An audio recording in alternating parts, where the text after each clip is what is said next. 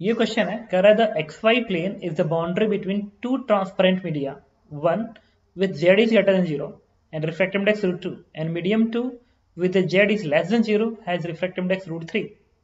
A ray of light in medium 1 is given by a vector a 6 root 3 I cap plus 8 root 3 j cap minus 10 k cap is incident on a plane of separation. Find the unit vector along the refracted rays. ठीक है, तो ये question JEE mains में भी आ चुका है और advance में भी आ चुका है। तो देखो मैं डिस्कस कर रहा हूँ। तो एक रेंज ऐसे पड़ी और ये root two z greater zero root two है और medium two z less than zero है रूट थ्री है, तो ये डेंसर मीडियम है ना, तो रेज नॉर्मल की तरफ क्या हो जाएगी, बेंड हो जाएगी, रेज नॉर्मल की तरफ बेंड होगी।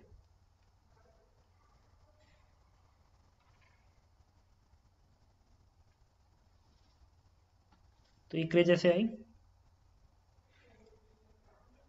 एक रेज चली गई,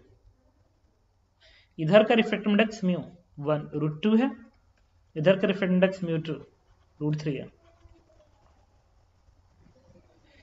इधर का जो वेक्टर है वो 6 रूट 3 आई कैप प्लस 8 रूट 3 जे कैप है माइनस 10 के कैप है। तो पूछ रहा है ये वेक्टर बताइए। अच्छा, ये जो जेड ऊपर है और एक नीचे है और रेज ऐसे इंसिडेंट हो रहा है, तो ये जो प्लेन है वो जेड बराबर 0 का प्लेन है, एक्स वाई प्लेन है बेसिकली। ये एक्स वाई प्लेन है तभी तो जेड 0 दिख रहा है, इसके ऊपर रूट 2 है नीचे रूट 3 है। तो नॉर्मल इस प्लेन पे ऐसे होगा ना, तो this is the normal, normal Z direction है। इसका मतलब जो नॉर्मल है ये वो जेड डायरेक्शन है, जे कैप में नॉर्मल है बेसिकली। अब इसका वेक्टर चाहिए, मुझे नहीं पता इसका वेक्टर क्या है, ठीक है। अब हम यूनिट वेक्टर लिखना है ना, तो मैंने क्या किया, मेरे दिमाग ने एक काम किया है कि एक तो इस एंगल को निकाल लो, एंगल आई कहलाएगा, ये एंगल आर निकाल लो। और एक और बात, ये जो इंसिडेंट रेज है और जो रिफ्रैक्टेड रेज है जो नॉर्मल है वो एक ही प्लेन में होगा, मतलब यही व्हाइट बोर्ड का प्लेन है वो इसी प्लेन में होना चाहिए। तो मैंने इस वेक्टर को दो पार्ट में डिवॉल्व कर लिया, देखते रहना, दो पार्ट में डिवॉल्व, पूरा पूरा इसी बोर्ड के प्लेन में होना चाहिए, ये भी रेज इसी बोर्ड के प्लेन में होना चाहिए। तो इस पूरे के पूरे को मैंने दो पार्ट में डिवॉल्व किया, एक तो इधर वाला कंपोनेंट और एक इधर वाला कंपोनेंट। तो ये वाला जो कंपोनेंट बनेगा वेक्टर का वो तो होगा ये वाला बात 6 रूट 3 आई कैप प्लस 8 रूट 3 जे कैप का वेक्टर होगा ये वाला,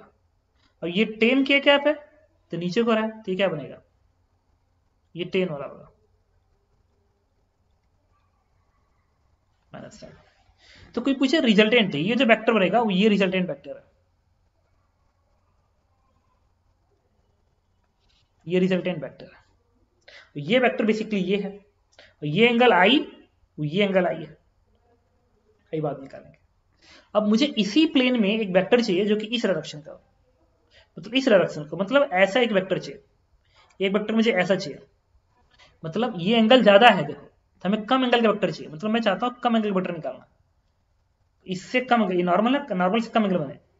मतलब मैं ये एक ऐसा वेक्टर चाहता हूं, ऐसा वेक्टर चाहता हूं जो एक कम एंगल का हो। तो पता है ये कैसे निकाला सकते, निकाल के दो तरीके हैं,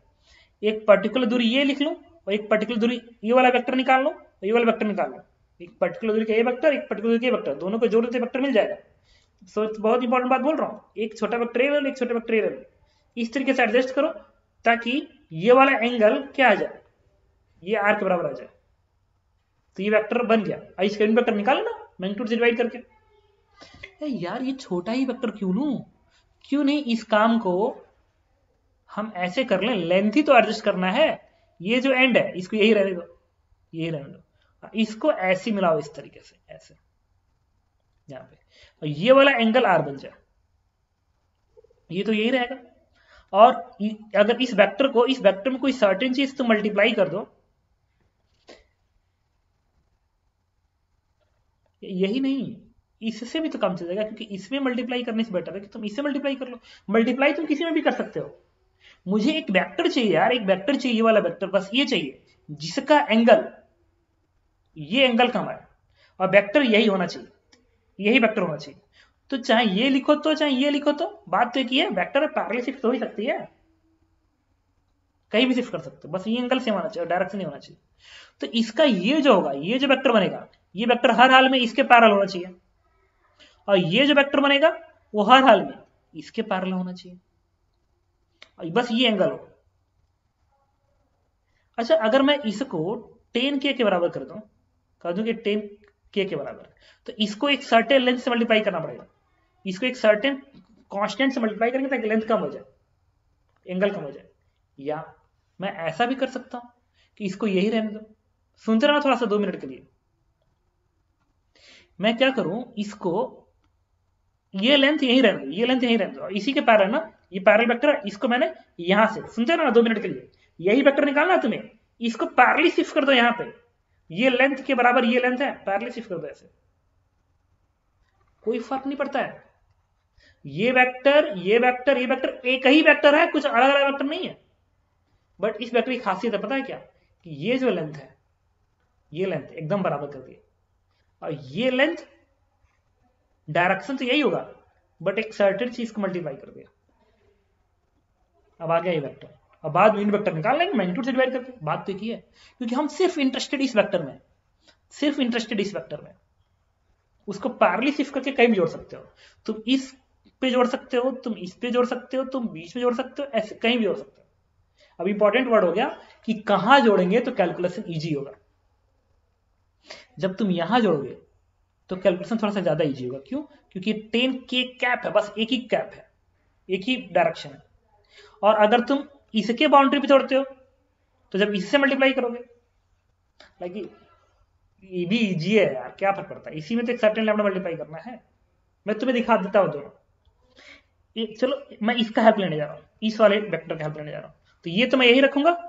तो मैं क्या कहूंगा, जो ये वेक्टर बनना चाहिए आर वेक्टर, ये आर वेक्टर कुछ और नहीं बनना चाहिए, ये बनना चाहिए इस वेक्टर में, रिपीट कर रहा हूं, दिमाग लगाना थोड़ा सा, इस वेक्टर में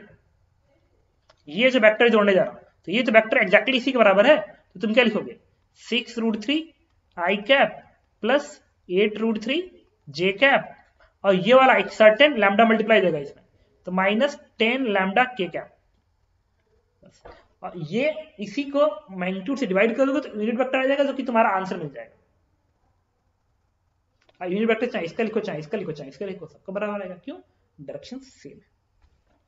ठीक है, अब दिमाग लग रहा है इस लैम्डा को निकालने में, तो इस लैम्डा को निकालने की तरीका है, ये वाला एंगल ना, सुनते रहना, ये इस एंगल को मैं हटाता हूं, थोड़ा ध्यान से सुनना कैसे ये लेंथ निकलेगा। मैंने कहा कि इसको ऐसे रहने दो, 6√3 आई कैप प्लस 8√3 जे कैप, इसमें तुम लैम्डा मल्टीप्लाई करो ना, तो ये माइनस लैम्डा के कैप है, और ये वाला एंगल बेसिकली आर के बराबर है। तो इस ट्रायंगल में तुम 10R क्या लिख सकते हो, the 10R is this length upon this length, तो कोई पूछे ये लेंथ कितना होगा, ये लेंथ, तो 6√3 का स्क्वायर प्लस 8√3 का स्क्वायर का अंडर रूट, तो इससे कितना आएगा, ये 10 आएगा, ये 10√3 आएगा पूरा लेंथ, इसका ये लेंथ निकाल लेना यार, इसका मॉड जो बनेगा, इसका मॉड बनेगा दिस इज 10√3, और इसका मॉड क्या बनेगा 10 लैम्डा, तो 10R क्या बनेगा, 10R बनेगा इस एंगल का 10, दिस लेंथ अपॉन दिस, ये लेंथ 10√3 है, ये लेंथ 10 लैम्डा है, दिस इज √3 अपॉन लैम्डा। अब R निकल गया तो आंसर है, R निकालने के लिए सिनेस लगाएंगे, आप सिनेस लगाएंगे, तो इसको हटाता हूं, लिखे जा रहा हूं sines law, this is the sine i upon sine r is equal to इसका इसके रिस्पेक्ट में √3 या √2 है, दिस इज √3 अपॉन √2। अब साइन आई निकालना पड़ेगा, साइन आई, तो आई निकालने के लिए हम लोग इस वेक्टर का आई क्या है, जेड एक्सिस एंगल है ना, तो जेड एक्सिस एंगल का फॉर्मूला होता है cos beta equal to r y upon r, ये मैथ में पढ़ाया जाता है, cos अल्फा डायरेक्शन को साइन एक्स एक्सिस से, cos बीटा वाई एक्सिस का, cos गामा जेड एक्सिस का, हेल्प ले लिया, cos beta r y upon r, तो आर वाई क्या है, इसका वाई कंपोनेंट 8√3 है, 8√3 है, एंड डिवाइड बाई इस पूरे वेक्टर का मैग्नीट्यूड, इस वेक्टर का मैग्नीट्यूड बनेगा, इसका मैग्नीट्यूड बनेगा यहाँ से कितना आएगा, 100, 300, 300, 400, 20 मैग्नीट्यूड आएगा इसका, 20। तो इधर ही 20 आ गया, मैग्नीट्यूड 20 आएगा। तो ये एंगल कितना आएगा,